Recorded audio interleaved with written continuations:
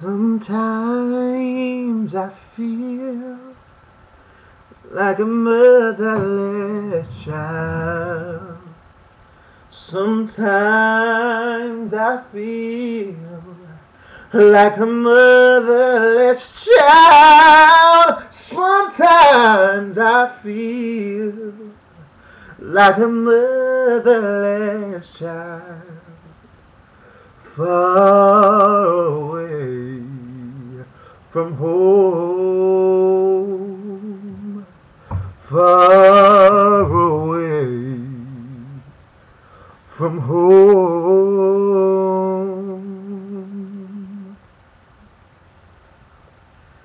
I was 7 years old when I was first molested by my cousin.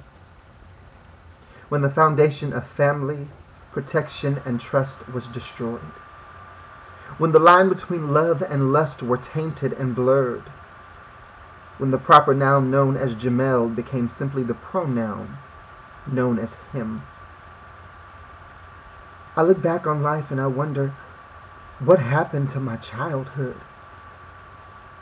And I often hear my mother say, you didn't have one. I'm 25, an adult man, and I'm actually admitting that my cousin molested me for 3 years of my life. Do you know what that does to a kid?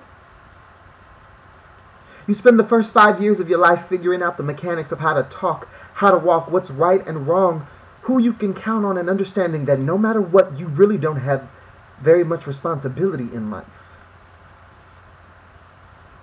Then all of a sudden 2 more years pass and you're learning about life in a whole new way. In hindsight, you find that you were becoming a 7-year-old whore. A plaything, a sex toy 3 feet tall with a mind so impressionable that you never realized that cousin or no cousin, you just got pimped into sucking sugar and gummy bears off some dude's dick. I can remember staying with him and his family every day after school. My uncle at church, my aunt in bed tired from work, my other cousin sleeping, and him was in the kitchen. I can still see the pale blue hue that cascaded on his face as he stood with no shirt by the refrigerator door, looking inside with nothing on except his blue and gray patterned boxers. Danny boy, come here. I want to show you something. Shh. Be quiet. Do you know what this is? I stand there like a doe in headlights as he pulls out this extremity that looks like mine, only bigger. Yes, it's a pee-pee. And do you know what a hard-on is? At 7 years old, all I could say was, no. It's when someone touches you and it feels so good, and your pee-pee starts to get bigger and bigger and bigger. Go ahead, touch mine. I'll show you. Now, for all intents and purposes, I should have said no.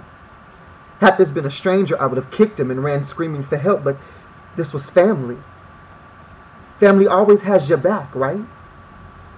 Family would never lie to you, so I touched it. It felt kind of weird, foreign almost. I touched it, exploring this portion of the body that I had not yet discovered on anyone but myself. I touched it, and it grew. The resistance in my neck grew as he began to pull my little 7-year-old mouth on the head of his penis, while explaining to me that if I really wanted to know what being a big boy was all about, I had to know what happens to a penis when kissed, licked, and sucked.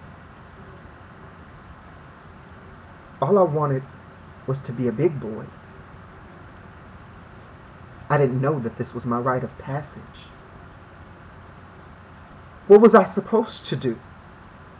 Mommy always said that if a stranger ever did anything to me to scream for help or tell my brother, but him wasn't a stranger. He was family. His mom and dad babysat me. We went to the park together, played baseball in the street together. He even helped me with my homework. Mommy, you never really prepared me on what to do if my family ever made me do something uncomfortable. You taught me to love family, to trust family, to always stick by family. Family meant so much to me. Family was protection. Family was joy. So I trusted him. I believed him when he said he was teaching me how to be a big boy. I didn't know he was teaching me how to be a predator. I believed that everything he said was real and right. It never crossed my mind at 7 or 8 or even 9 when he said that I couldn't tell anybody that it was wrong. I'd ask him why, and he'd just say, because a man learns how to be a man in silence. And you want to be a man, right? Silence. So many things happen in the silence.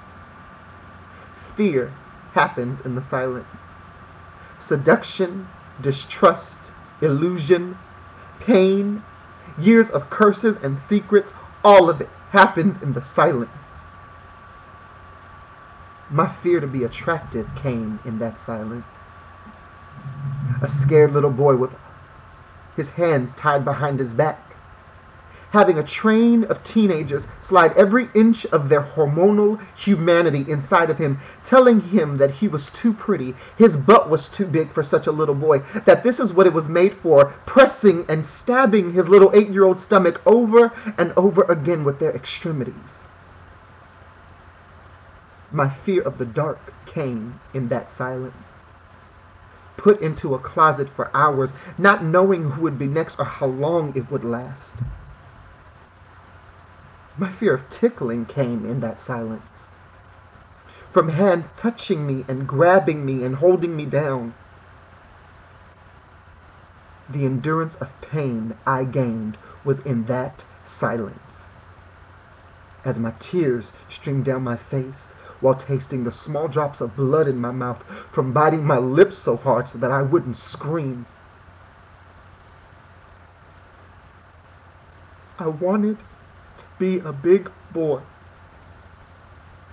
I wanted to be accepted. I wanted to be wanted.